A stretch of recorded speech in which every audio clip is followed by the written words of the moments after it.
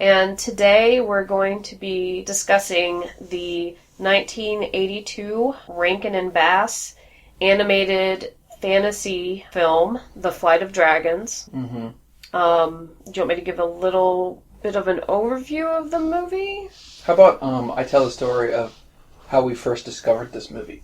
Okay. Yeah, so we lived in Athens, Ohio back in 2006. And there was a video store called Magic Video. It was like just a wonderland of old movies, VHS and cult classics. And it had been there for as long as VHS video had existed. So it had probably been there for 30 or so years by the time that we were living there. Yeah, and a lot of the VHS were clearly worn. You'd put it in, there'd be a lot of what's it called? Tracking issues. Mm-hmm. And I think they still rented VCRs. Even in 2006, they rented VCRs. I think they did, didn't they? I don't remember seeing VCRs. Maybe the signage was still up for, like, renting a VCR. I don't know. It was neat. It was a very small store. Everything was pretty packed together. But I don't even remember how exactly we saw this video. I think the case had been flipped to face, like it wasn't like the spine was facing outwards, it was the front of the case. Yeah. And do you remember, was it a VHS or a DVD? It was a VHS, yeah. Okay. And I just, it's an amazing cover with if I remember correctly, a dragon and a pointy-eared elf-looking wizard. And I was reading about it, I saw it was from Rankin and Bass, and I love Rankin and Bass. We both grew up watching those, like a lot of people grew up watching those Christmas specials. Rudolph the Red-Nosed Reindeer is the famous one. But this is... Oh, and of course, my favorite is the Rankin and Bass, The Hobbit. The best Hobbit. Yes, it's the best Hobbit. But this was one I hadn't seen. And we bought it, I think, for like... Oh, by the way, they were going out of business. And we bought it, right? Is that where we got it from? Yeah, because I loaned it to someone and they never gave it back. See, I thought we had bought the VHS after we had moved away. I don't remember buying it there, but we bought it from Magic Video. Okay. Yeah. That's too bad we don't have that original VHS any longer. I know who has it, and they know who they are. Okay. It's okay. I kind of wanted them to have it. Okay, so it caught our attention because we both really loved animated films. We liked fantasy films specifically, and so we saw this, and neither of us had heard of this movie, but we had both, like Jason said, had been big fans of Rankin and Bass's Hobbit and their other animated specials. So it was pretty exciting when we found it. It was like an undiscovered treasure. Yeah. So we were biased when we put it in. But I mean, it was pretty spectacular to watch it the first time because I had no idea anything about it. In 2006, this was still pretty early as far as like internet culture, and I don't think we looked it up on Wikipedia or we tried to do anything. Maybe I don't even remember if Wikipedia was in existence at that point, but there was like no information that we could find about it. Yeah. There was also a lot of nostalgia and gaming at the time. I remember it was the era of the blog called Grognardia and the old school Renaissance, and people were kind of remembering nostalgically Dungeons and Dragons from the late 70s, early 80s, and this was a fantasy film from the early 80s. It was I was kind of reading this blog, and so it's connected in my mind to the old school Renaissance for some reason. And we'll summarize it a little bit, but it involves a fantasy role playing game. I think it's a kind of a they don't get it right, but it's a. Do you think a Flight of Dragons, the game Flight of Dragons featured in the movie is a Dungeons and Dragons? No, it just strikes me as a board game. Yeah. I can't think of the board game it reminds me of right now, but I think we need to just very briefly touch upon what goes on in the movie, like summarize it, and then we have 3 questions we want to answer. Why we like it, why we're interested in it, and the third question... What does it mean? What does it mean? Yeah. So just a really quick rundown, and obviously the Wikipedia page is pretty packed with information. Just all cards on the table. I have it open so I can quickly reference key people involved that I may not remember their names off the top of my head. But the plot of the movie, the gist is that there is there's this world and it's never quite explained how it's part of our quote-unquote real world, but it's the world of magic, and there are 4 sorcerer brothers, and there are 3 good brothers and 1, evil brother. But the 3 good brothers notice that the world of magic... Oh, can we say their names? Yeah. Oh, we should have said there were spoilers. Oh, well, okay. I mean, try not to spoil it too much. No, we should just spoil it. Okay. It's still worth watching, but I think just in general, if we're going to be talking about these things, we're going to... Well, so the 4 wizard brothers are the Green Wizard, Coriolanus, and he is the one who presides over nature. And he has, like I said, 3 other brothers. The Blue Wizard, Solarius, and he's in charge of the heavens and the sea. The Gold Wizard, Lo Tao Zhao, and I think I just totally butchered his name. Lo Tao. Lo Tao. Mm-hmm. Do they say his name in the movie? Yeah. Yeah, Lo Tao, they do. And he's in charge of light and air. But then their evil brother is the Red Wizard, Omadon, and he is the master of the black magic and the forces of evil. And he's voiced by James Earl Jones. By James Earl Jones. Which is his performance is like one of my favorite parts of this. So, like I said, Coriolanus notices that the world of magic seems to be like going away. He's losing his ability to perform magical feats. The people there, who again, it's so strange that they seem like they're peasants and they're not part of the magical world, but they're obviously there. They're doubtful and kind of they're kind of mean. Scornful, yeah. He shows towards up, the wizard, and he gets so in the beginning, there's this swan, and some fairies fly and land on the swan, and the swan is just peacefully drifting down the river.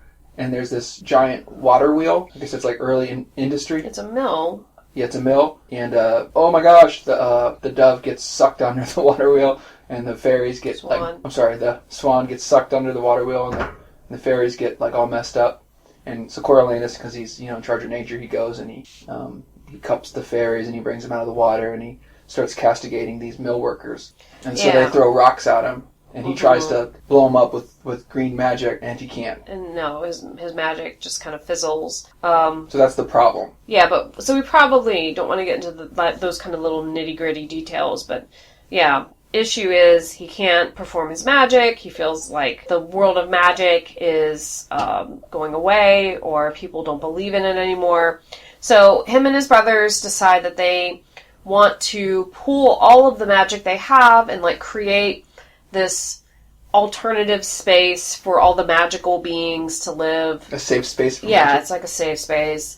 But Omadon is not having that, and he's going to try to prevent them. He likes the idea of the magical world fading away so he can kind of reign as this propagator of evil doings in humanity. He has this really creepy montage where he's like, oh, I'm going to let humanity forget about magic and let their science run amok, and they'll create things like tanks and nuclear bombs and mustard gas. It's real creepy, and he says, and after they've destroyed themselves, then I will be in charge of the world again. So the brothers can't fight. There's a lot of things you just have to kind of take with the movie, and one of them is that there are rules that they all have to live by, and one of the rules is that the 4 magical brothers can't fight one another. Mm-hmm. So when Omadon decides... Oh, and the rules are actually personified. They're called antiquity.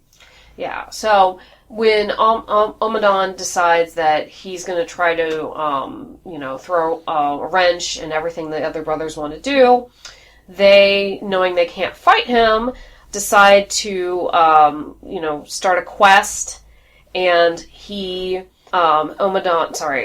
Coriolanus has to find somebody to lead the quest, and he asks Antiquity, who he can lead the quest, and Antiquity directs him to look into the future 1,000 years to find a man of science, but who comes from a a man of legend, like a legendary hero. He's the descendant of Sir Peter, who tamed the dragons. Yeah. But he is the first descendant who is a man of science.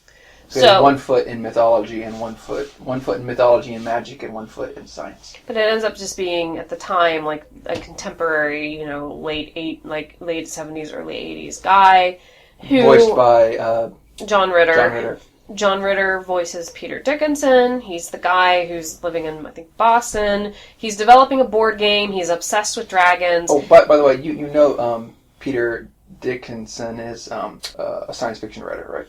Yes. So this is based on an actual book that Dickinson wrote that's called The Flight of Dragons, and it was published in 1979. And I haven't read the book. His actual name is Gordon Dickson, but Peter Dickinson is like it's his pseudonym. Yeah, in this show. So I haven't read the book, but again, according to the book's Wikipedia page, it is a pseudo-scientific monograph that's basically looking at if dragons existed, what were they like, why don't we have bones and fossils and things like that. So I don't want to get too far off the movie. Oh, I should say, it's so Gordon R. Dickson wrote novels about these characters and adventures. So like it's not just that book, The Science of Dragons. It's like other books too. I think the book's called The Flight of Dragons. Well, there's another book called The Dragon and the George. Okay. And that's about a modern guy who gets sucked into medieval times. Okay. With dragons and wizards and stuff. Coriolanus brings back Peter, takes him to this alternative magical realm. He presents him as a knight, Sir Peter, who's going to lead the quest. But then Omadon has gotten all of the dragons to gang up with him, and betray. They attack Coriolanus' dragon, Smurgle. And Smurgle was going to be part of the quest. So Peter Dickinson, he gets turned into a dragon, and Coriolanus says, doesn't matter if you're a dragon, we're still going on a quest, and a whole bunch of friends come together and they go on a quest, and then we don't have to spoil anything. Okay. But, a lot of the movie is now this quest to go to Omadon's realm and get his crown, because if they remove his red crown, he loses his power, and then they can do what they were going to do. Yeah, and there's lots of wonderful encounters and fights and monsters and creepy things. There's a big three-eyed ogre, but anyhow. Okay, so why don't we start with why we like it, and I'll go first. Okay. I liked it because the animation, so, as we've already established, we're Rankin and Bass fans through and through, and I loved the animation style. When I was a kid, I was completely captivated by The Last Unicorn, and this is very similar in its style to The Last Unicorn, so it's very traditional animation. This is before you started seeing like CGI kind of animated films coming out, obviously. So it had that very hand-drawn quality, but it was in the style that I had come to associate with Rankin and Bass's animation studio.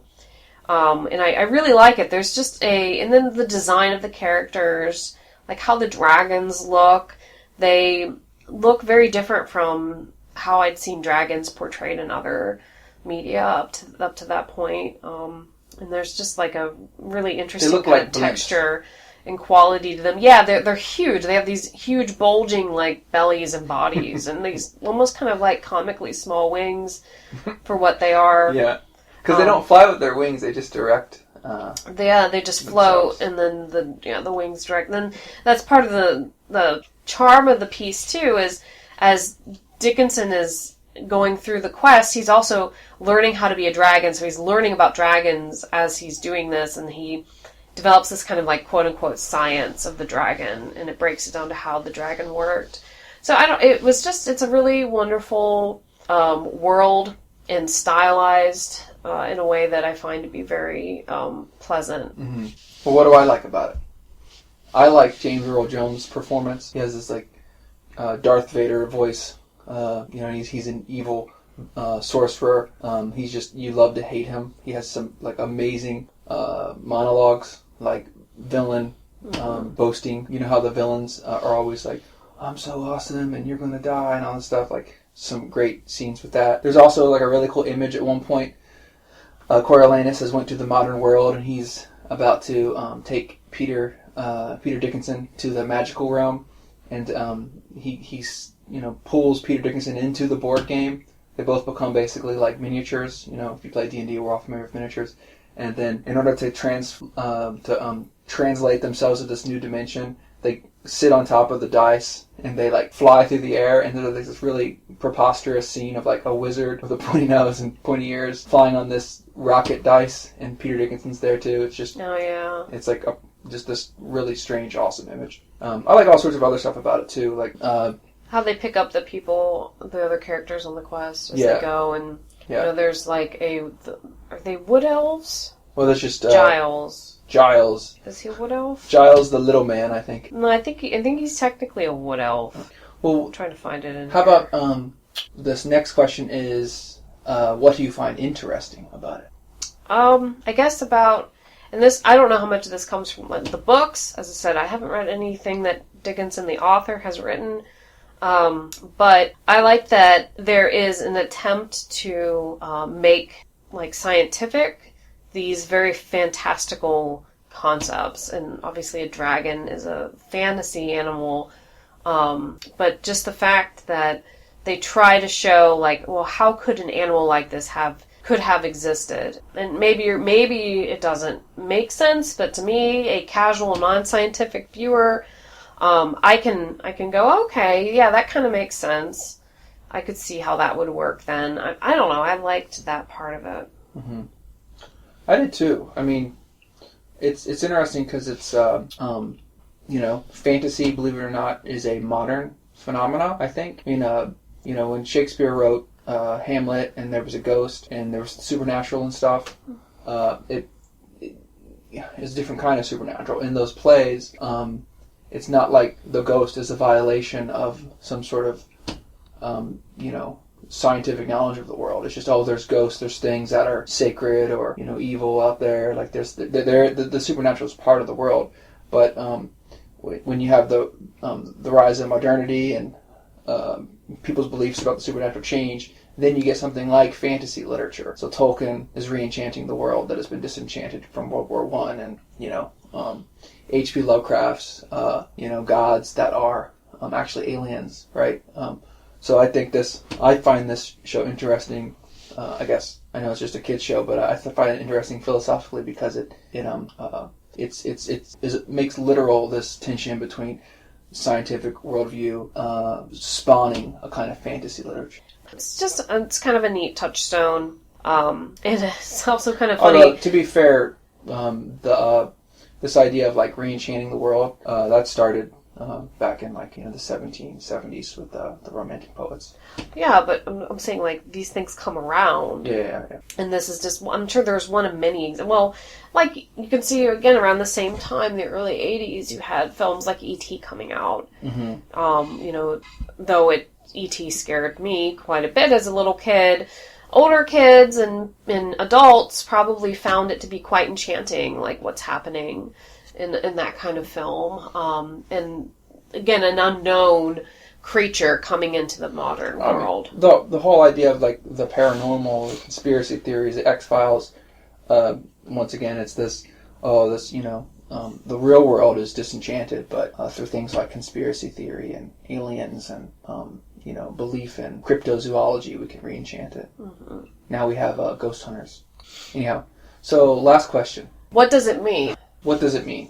I don't know. What do you think it means? Well, there's that last scene where Omadon is saying, I am in charge of goblins and ghouls and werewolves and all these horrible, devils and things, and I'm gonna get you, Peter R. Dickinson. And Peter R. Dickinson says, no, you're not, because I don't believe in any of those things. I believe in science. Yeah, they have a long list of like, Omadon lists all these fantastical evil creatures, and Dickinson lists all these scientific proofs and ideas. Yeah. And fights him with that. And there's this really interesting scene. So he basically, like, defeats Omadon through denying his magic. And I don't know, I find that really interesting, because I think that gets at the heart of what it means to be modern.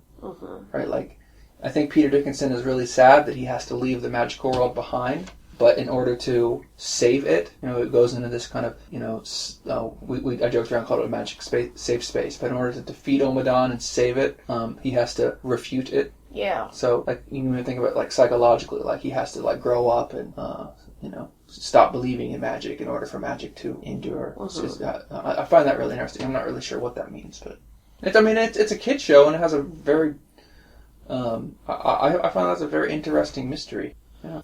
Yeah, I'm trying to think, and there was a whole character we didn't even talk about, and that's Coriolanus' adopted daughter, Princess Melisande, and, like, the thing about her is that she's just a very secondary character. She becomes a way for Coriolanus to keep track of the adventurers, because she has this, like, psychic link and can, like, keep track of them. And she narrates key moments out loud.